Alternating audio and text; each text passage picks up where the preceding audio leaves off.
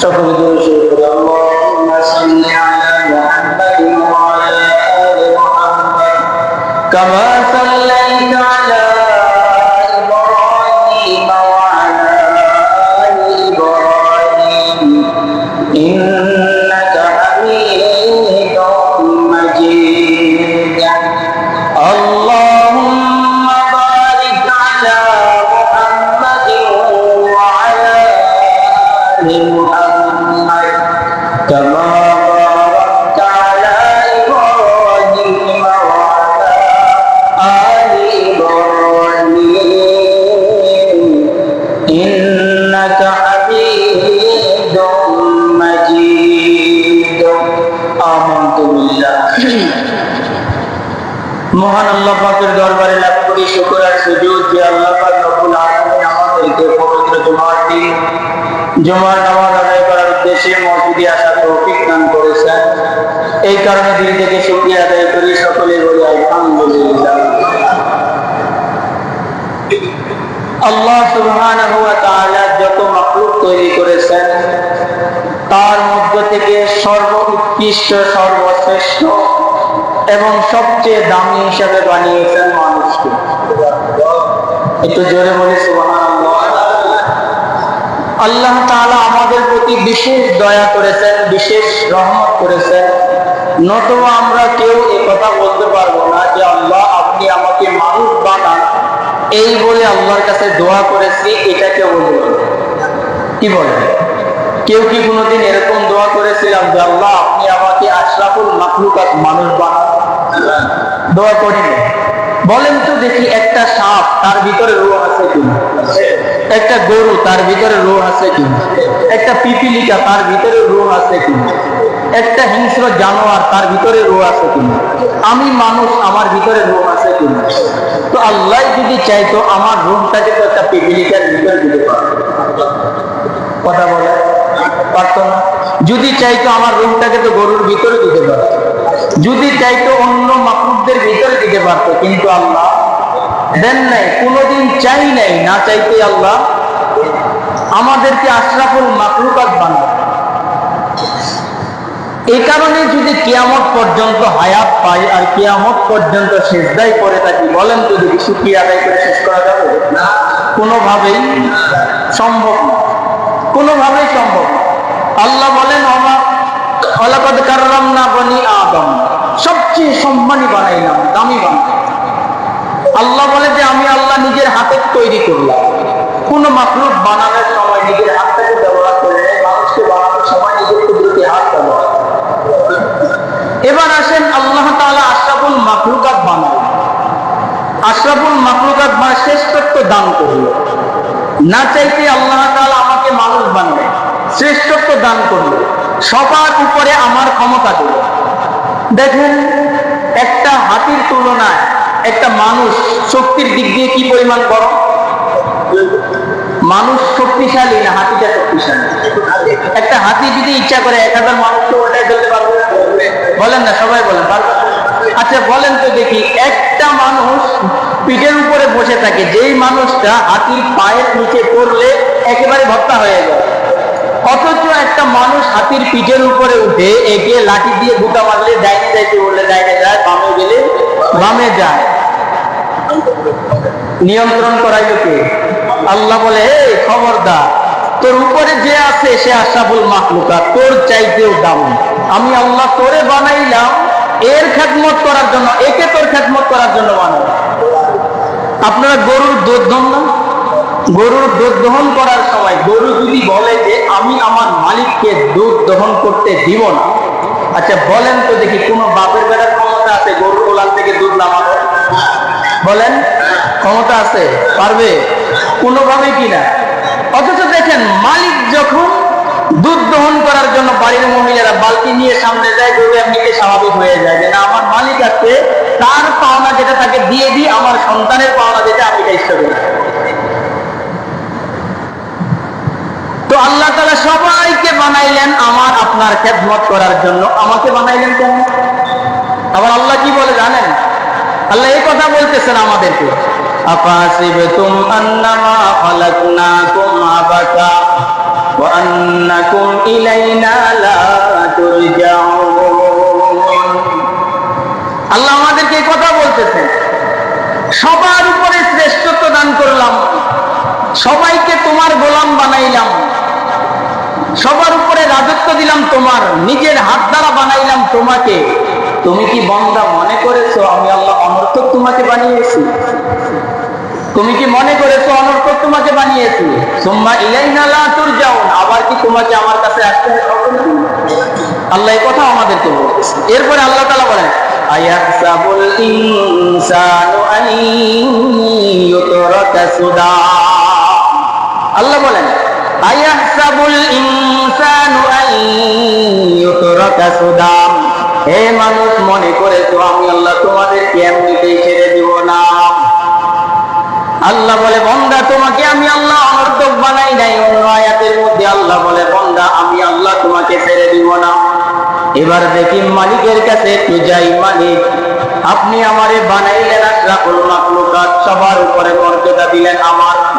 ও মালিক, সবার চাইতে শ্রেষ্ঠ বানাইলেন আমাকে। মালিক, এত মর্যাদা আর শ্রেষ্ঠত্ব দান করলেন, কেন বানাইলেন একটু আপনি বলেন।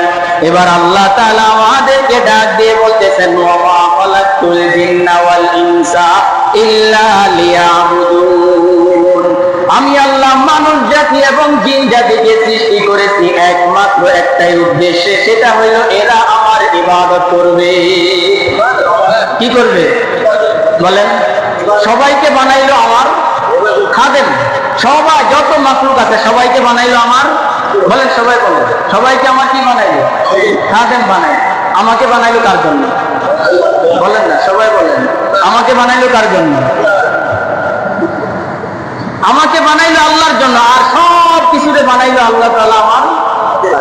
এই কথা আল্লাহ বলে, ওমা উমিরু ইল্লা লিয়াবুদুল্লাহ মুখলিসিনা লাহুদ্দিন। ওমা উমিরু ইল্লা লিয়াবুদুল্লাহ মুখলিসিনা লাহুদ্দিন হুনাফা। তাহলে এখান থেকে কি বুঝলাম? যে সবাইকে যেহেতু আমার আনুগত্য, কেউ কাউকে মহব্বত করে, কেউ কাউকে ভালোবাসে, কেউ কাউকে আদর করে, বিনা স্বার্থে নয়। কি বুঝলাম? বিনা স্বার্থে নয়। বাপ সন্তানকে মহব্বত করে, স্বার্থ আছে কিনা? কথা সন্তান বাবাকে মহব্বত করে বিনা স্বার্থে না স্বার্থে? এখন এগুলা বলতে গেলে আমার অনেক লম্বা হয়ে যাবে, আমার আলোচনা হয় দিকে না। তবে এটুকু স্মরণ রাখেন, বাপ সন্তানকে মহব্বত করে বিনা স্বার্থে নয়।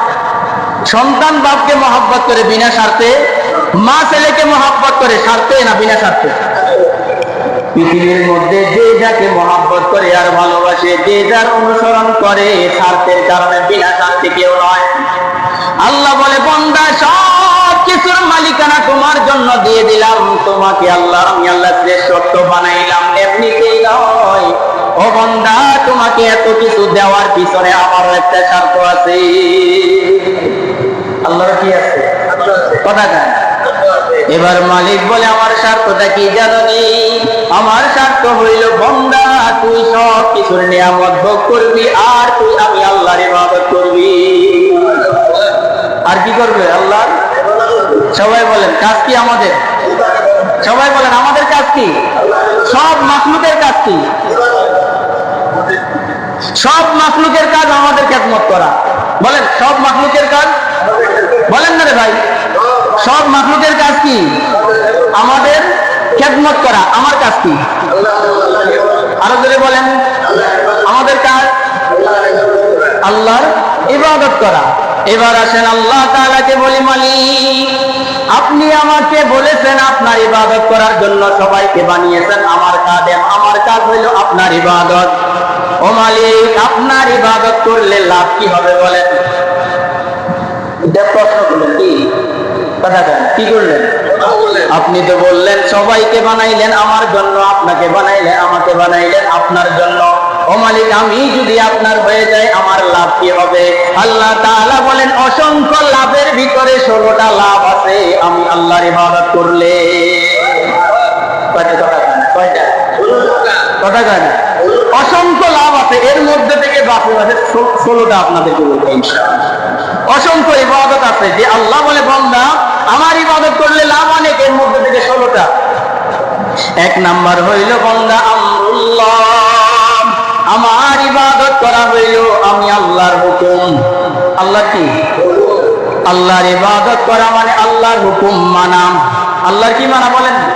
আল্লাহ বলে ইয়া আইয়ুহান নাসু উবুদু রাব্বাকুমুল্লাযী খালাকাকুম ওয়াল্লাযীনা মিন ক্বাবলিকুম লাআল্লাকুম তাত্তাকুন। ইয়া আইয়ুহান নাস উবুদুল্লাহ উবুদু রাব্বাকুম, হে মানুষ তোমরা তোমাদের রবের ইবাদত করো। আল্লাযী খালাকাকুম, যে আল্লাহ তোমাদেরকে সৃষ্টি করেছে, ওয়াল্লাযীনা মিন ক্বাবলিকুম, আর যে আল্লাহ তোমাদের পূর্বেরদেরকেও সৃষ্টি করেছিলেন, ওই আল্লাহর ইবাদত করো। তাহলে এক নাম্বার ইবাদত করব কেন? আল্লাহর হুকুম। বলেন আল্লাহর হুকুম। এক নাম্বার ইবাদত করব কেন? বলেন সবাই বলেন না রে ভাই, এক নাম্বার ইবাদত করব আল্লাহর হুকুম। আল্লাহ আদেশ করতেছেন অন্য আয়াতের মধ্যে। আল্লাহ বলেন ইয়া ইবাদিয়াল্লাযীনা আমানু ইন্না আরদি ওয়াসিআতুন ফাইয়ায়া ফা'বুদুন। ইয়া ইবাদিয়াল্লাযীনা আমানু ইন আরদি ওয়াসিআতুন ফাইয়ায়া ইয়াবুদুন। আল্লাহ বলেন হে আমার বান্দারা, হে আমার ইবাদি, হে আমার আদরের বান্দারা, তোমাদের জন্য জমিনকে আমি আল্লাহ প্রশস্ত করলাম। কেন জানোনি? জমিনকে প্রশস্ত করার অর্থ হইল হে বান্দা আসমান দেখো তোমার জন্য, জমিন দেখো এটাও তোমার জন্য, গাছপালা দেখো এটাও তোমার জন্য, হে বান্দা ক্ষেতের ফল ফল দেখতেছো এটাও তোমার জন্য, যা কিছু দেখো সব তোমার জন্য। এগুলা প্রশস্ত করে দিলাম যাতে করে তুমি আমার ইবাদত করো, যাতে করে। তাহলে আমরা এক নাম্বার ইবাদত করব কেন?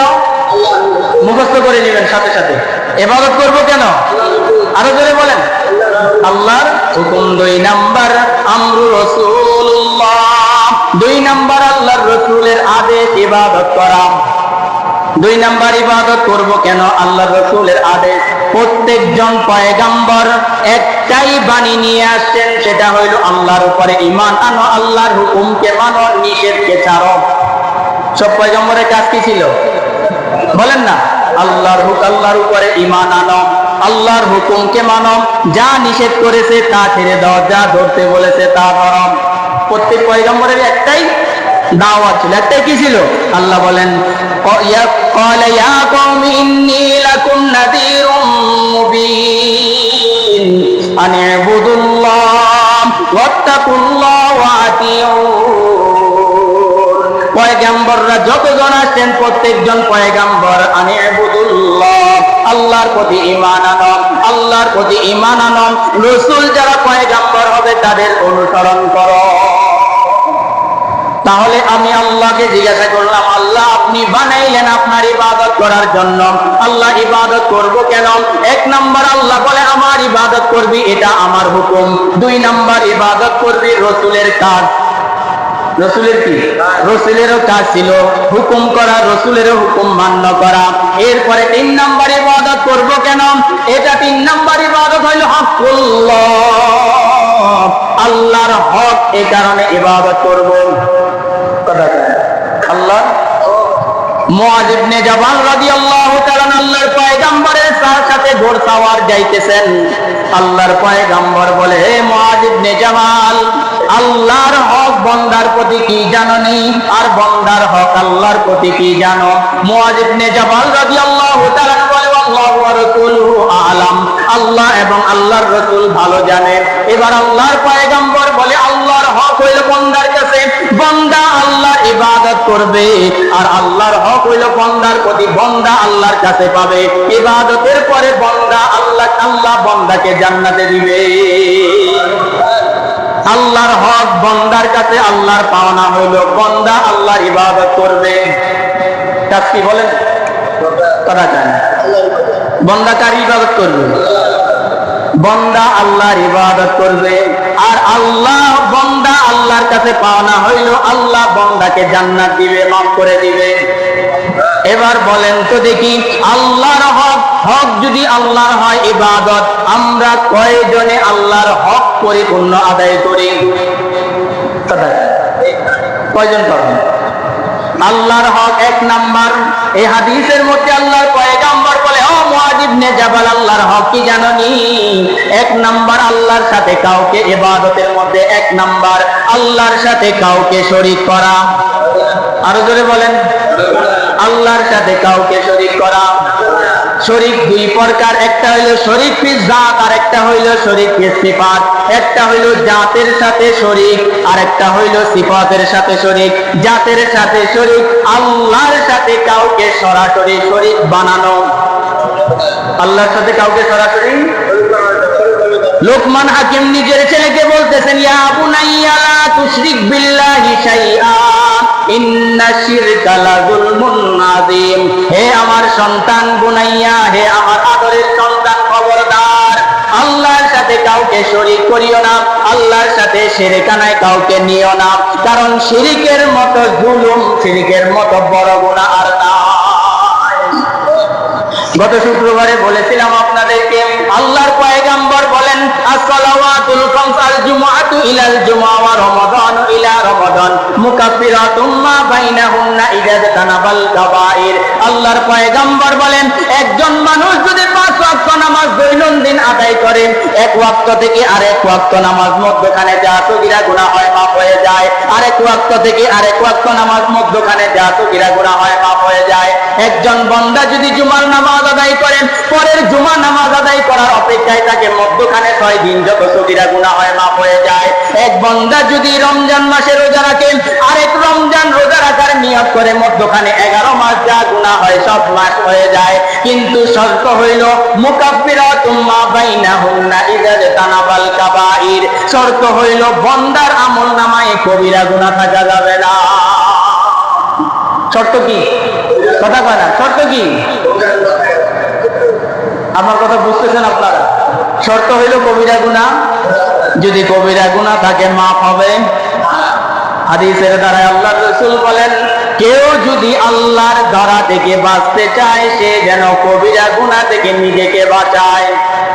মুহাদ্দিসিনে কেরাম তো এই কথাটাই বারবার বলেন, সগীরা গুনাহ করলেও কিন্তু 7000 বছর জাহান্নাম, কবিরা গুনাহ করলেও কিছু 7000 বছর জাহান্নাম। গুনাহ কোনটাই কিন্তু ছোট না, কোনটাই কি না, কথা কয় না, কোন গুনাহ কি না। কবিরা গুনাহ করবেন তাও 7000 বছর জাহান্নাম, কবিরা গুনাহ করবেন তাও 7000 বছর জাহান্নাম। তবে গুনাহ তো গুনাহই, একটাকে সগীরা বলা হয়, ছোট গুনাহ। ছোট গুনার অর্থ হইল দেখতে যদিও ছোট, কিন্তু শাস্তি 7000 বছর জাহান্নাম। দেখতে যদিও ছোট, কিন্তু শাস্তি কি? উদাহরণ দিলে হয়তো এর আগেও আপনাদেরকে বলেছি, তারপরেও বলি। উদাহরণ দিলে এইভাবে বলা যায়, একটা বিষাক্ত সাপ, মনে করেন একটা বিষাক্ত সাপ, 10 হাত সাপের যেই বিষ, ওই সাপের বাচ্চা যেটা 1 হাত হয়, তার বিষ কম না বেশি? বিষ কি সমান না বেশি? আমার কথা বুঝেন নাই আপনি? একটা সাপ 10 হাত লম্বা, সে কামড় দিলে মানুষ মরবে। বিষাক্ত সাপ না, বাঁচা যাবে না? কথা বলেন না, হ্যাঁ? 10 হাত সাপ, বিষাক্ত সাপ কামড় দিলে মানুষ। আচ্ছা বলেন তো দেখি, ওই সাপের ছোট্ট বাচ্চাটা যদি কামড় দেয়, মরবে কিনা? তাহলে বড় সাপটা কামড় দিলেও যদি মারা যায়, ছোটটা কামড় দিলেও যদি মারা যায়, এখন বলেন তো দেখি, বড়টা বেশি ভয়ঙ্কর না ছোটটা বেশি ভয়ঙ্কর? দেখি গিয়ে আপনারা কেমন বুঝছেন আমার ওয়াজ। বড়টা বেশি ভয়ঙ্কর না ছোটটা বেশি ভয়ঙ্কর? এ ভাই, ছোটটা বেশি ভয়ঙ্কর। কারণ কি? দেখতে ছোট, চোখের আড়ালে থেকে কামড় দিতে পারে, ঠিক না? কিন্তু বড়টাই যদি হয়, একটু আওয়াজ পাইলে ফোঁস করে উঠলে বুঝতে পারবেন যে এখানে বিষাক্ত কিছু আছে বা সাপ আছে, বাঁচতে পারবেন। ছোটটা যেমন ছোট, আওয়াজটাও হবে ছোট, কিন্তু বিষ কম না, ঠিক না? কথা কয় না?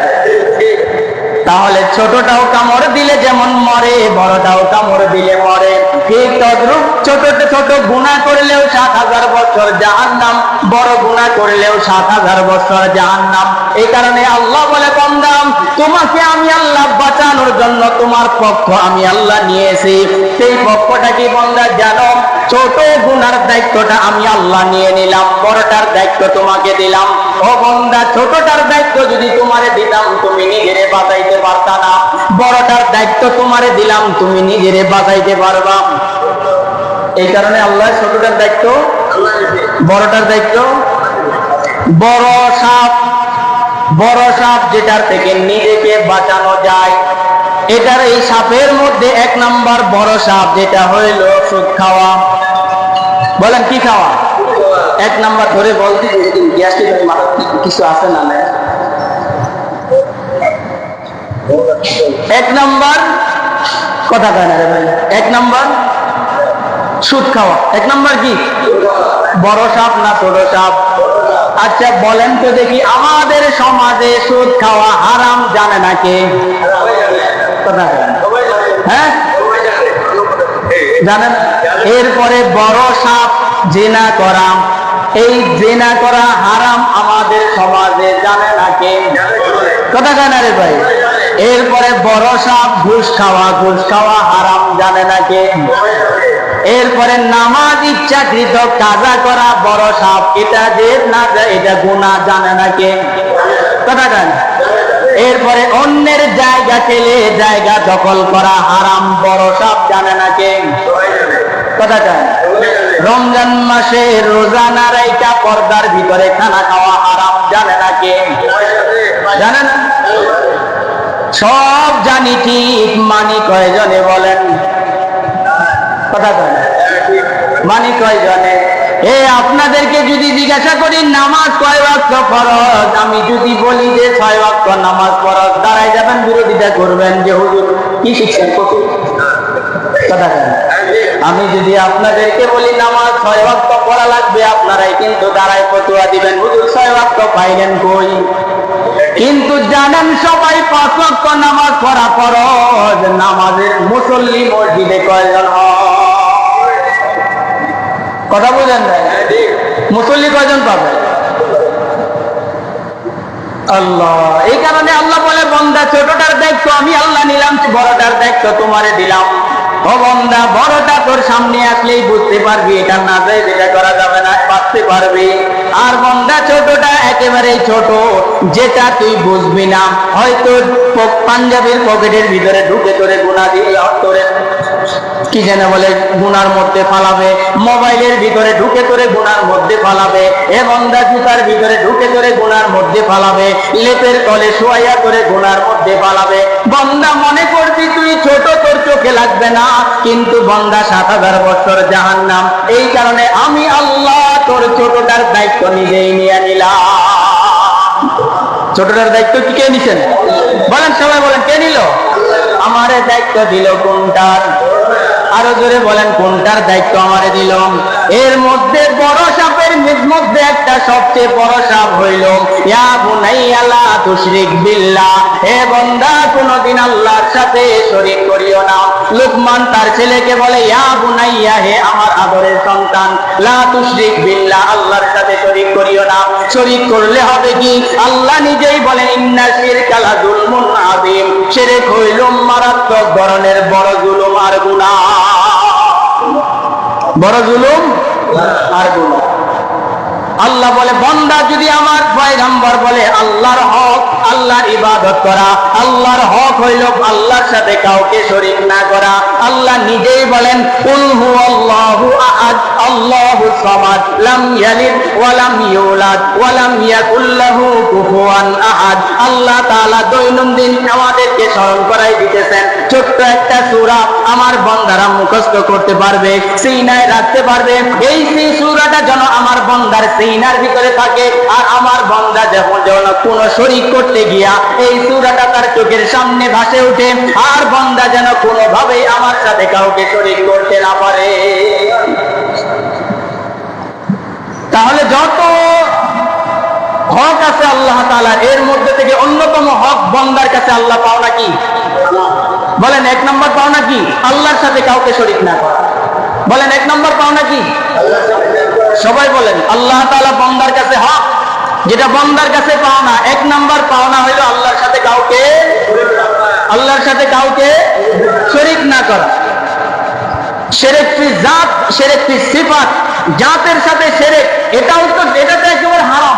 শিরক ফি সিফাত, যেটা আমরা নিজেরা নিজেদেরকে মুসলমান মনে করি, কালিমা পড়নেওয়ালা মুসলমান কিন্তু অনেক সময় কথার ফাঁকে ফাঁকে, কাজের ফাঁকে ফাঁকে আমার দ্বারাই শিরক সিফাত হয়ে যায়, যেটা আমার খবর নেই, যেটা আমার কি নেই খবর।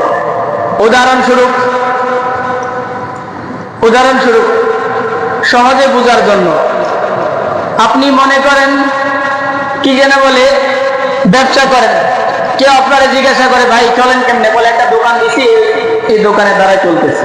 দোকান চালায় না আল্লাহ, কথা বলেন ভাই। ক্ষেতের ফসল তো এবার সার্ভিস ভালো দেওয়ার কারণে ক্ষেতের ফসল ভালো হয়ে গেছে। আচ্ছা, ক্ষেতের ফসল ভালো করার মালিক আল্লাহ না আপনার সার্ভিস? কথা কান্দে যায়, আল্লাহ না আপনার সার্ভিস? আল্লাহ যদি যেদিন গাছের ছোট্ট ধান একটা রোপণ করছেন, সেখান থেকে যেদিন মুখটা বের হইবে, এদিন যদি আল্লাহ বলতো এই খবরদার বের হইতে পারতো না, আমার বাপের ক্ষমতা ছিল বের করার? কথা কেন? যদি আল্লাহ বলতো খবরদার বের হইতে পারবি না, যেমনি আছে এমনি থাকো, আমার বাপের ক্ষমতা আছে বের করার? আল্লাহ বলে বান্দা দুনিয়া বিল ওয়াসাইল লা বিল ফাজাইল, দুনিয়া উচিলা, এই কারণে আমি আল্লাহ। এই রোগ দেওয়ার মালিক কে? আল্লাহ। কথা কেন? রোগ দেওয়ার মালিক কে? ভালো করার মালিক কে? আল্লাহ। তাহলে আজকে থেকে ওষুধ খাইয়েন না, কথা বুঝেন না? রোগ দেওয়ার মালিক, ভালো করার মালিক, তাহলে ওষুধ বাদ দিয়ে দিব? হ্যাঁ, ডাক্তার হইল উসিলা, ওষুধ হইল উসিলা, ভালো করার মালিক আরো জোরে বলেন ভালো করার মালিক। যদি বলেন ডাক্তারের কাছে গেছিলাম, ডাক্তারটা চৌকস ছিল, খুব ভালো চিকিৎসার কারণে সুস্থ হয়ে গেছি, বিমান দুর্ঘটনায় বেঁচে যায়, এবার না রে ভাই বাঁচলো কেমনে? যে পাইলট আসছিল খুব দক্ষতার সাথে চলে আসছে, এই কারণে বেঁচে গেছে। হয় না এরকম কথা বলেন? এই গত 2 দিন আগে একটা বিমান, এই যে যুদ্ধ তো ইরান আর ইসরায়েলের যুদ্ধ, ইরানের গুলি ছুড়ছিল, ইসরায়েলের দিকে বোমা ছুড়ছিল, বিমানটা বেঁচে গেছে, সৌদিগামী বিমান বেঁচে গেছে। অনেকে বলে কি এরে ভাই বাঁচানোর মালিককে? আল্লাহ। বলে পাইলট দক্ষতার সাথে ক্যাপাসিটি করে নামাই ফেলছে। কথা বলুন, আল্লাহ যদি পাইলট দক্ষতার সাথে নামাইতে পারতো, ভারতের বিমানটা উঠতে উঠতে নিচে নেমে সবাই মারা গেল, একজন বাঁচলো। কথা বলতেন না? তো পাইলটের দক্ষতা সেখানে কই গেছে?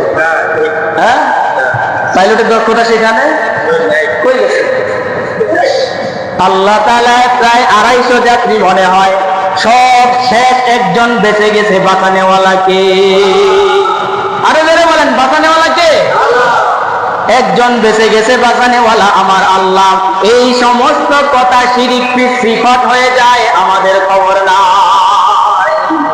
এগুলা কি বলেন না? শিরিক সিফাত, অর্থাৎ আল্লাহর গুণের সাথে কাউকে শরীক করা, আল্লাহর গুণের সাথে কাউকে শরীক করা।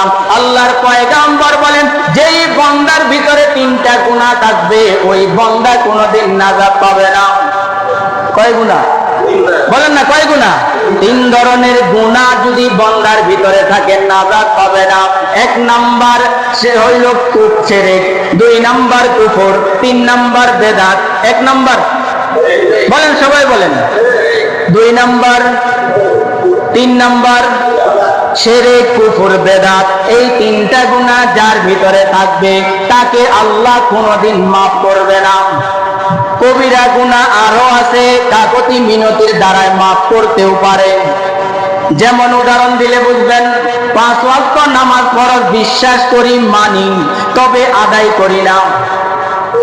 5 ওয়াক্ত নামাজ বলেন না? এই আবার মনে করেন না যে হুজুর কি তাহলে নামাজ ছাড়া শুধু কোন পাইছি, এটা আমার মনে করি না, উদাহরণস্বরূপ বুঝার জন্য বলতেছি। 5 ওয়াক্ত নামাজ ফরজ, মানি, যদি অস্বীকার করি কাফের হয়ে যাব, মানি, বিশ্বাস করি তবে পড়ি না, এই কারণে কবিরা গুনাহ হয়। আর যদি আমার এই কবিরা গুনার কারণে আল্লাহর দরবারে দাঁড়াই, বন্দা যদি কাকতি মিনতি করে আল্লাহর কাছে বলি, আল্লাহ ও মালিক, নামাজ ফরজ ছিল জানি, বিশ্বাস করি, মানি, তবে আল্লাহ করি নাই, আমি তো আপনার বান্দা, মাফ করনেওয়ালা আপনি ছাড়া আর তো কেউ মাফ করনেওয়ালা নাই। ও আল্লাহ, আপনার নাকি একটা নাম হইল গফফার, আর একটা নাম হইল রহমান, আর একটা নাম হইল রহিম, আর একটা নাম হইল সাত্তার। ও মালিক, সব গুণের অধিকারী নাকি আপনি? মালিক একটু দেখতে চাই আপনার গুণ কেমন, আপনি কেমন গুণের অধিকারী একটু দেখতে চাই। এবার বান্দা বলে, ও আল্লাহ বলে, বান্দা কিভাবে দেখবে? বান্দা এবার বলে, আল্লাহ আপনি যদি আমাকে মাফ করে দেন বুঝবো আপনার ক্ষমতা আছে। মাইকটা কোনখানে দিতে দেখছি, যদি আপনি আমারে মাফ করে দেন তাহলে বুঝবো আপনার কি আছে। এই সুলতান মাহমুদ গজনবী রহমতুল্লাহ আলাইহি রাতের বেলায় বের হইলেন এলাকা দেখার জন্য, এলাকার মানুষ কেমন আছে একটু দেখি।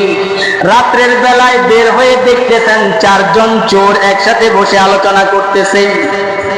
সুলতান মাহমুদ গজনবী মুখটা ঢাকা তাদের কাছে গেছে।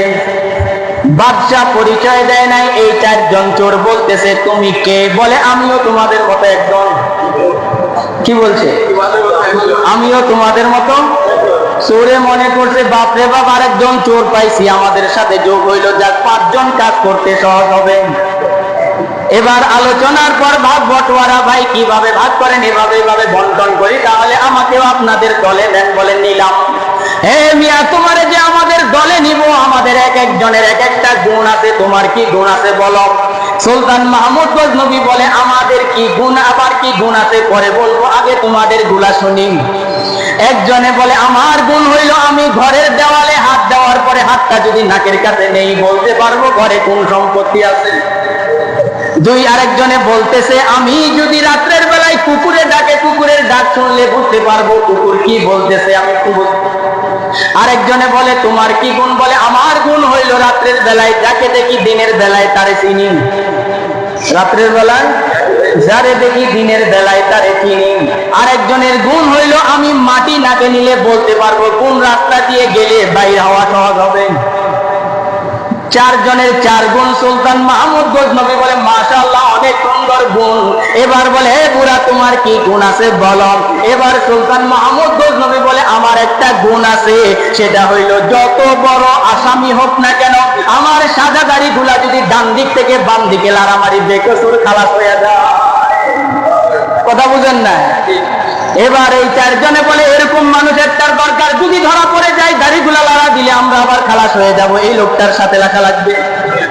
সুলতান মাহমুদ গজনবী আজকে মিশন কোথায়? বলে, সুলতান মাহমুদ গজনবীর বাড়িতে। আজকে মিশন বাদশার বাড়িতে। এবার রাত্রে কাজ করতে চলে গেছে, কুকুরে ডাকছে, মাটির ঘ্রাণ নিচে সব হয়ে গেছে। পরের দিন বাদশাহ সিংহাসনে বসে এদের কাছ থেকে খবর নিল, ভাই দিনের বেলায় তোমরা কি করো? বলে, আমরা দিনের বেলায় ঘুমাই। কোথায় ঘুমাও? অমুক বাজারের নিচে নির্জনে ঘুমাই, রাত্রে মিশন চালাই। সুলতান মাহমুদ গজনবী পরের দিন সিংহাসনে বসে বলে, হে হুজুররা, কোথায় যাও? ওই জঙ্গলের মধ্যে বাসের নিচে 4 জন চোর আছে, নিয়ে আসো। যাওয়ার পরে 4 জনকে নিয়ে আসার পরে এই 4 জনে বলতেছে, এই খবরটা দিল কে? মনে হয় পুরাই খবর দিছে।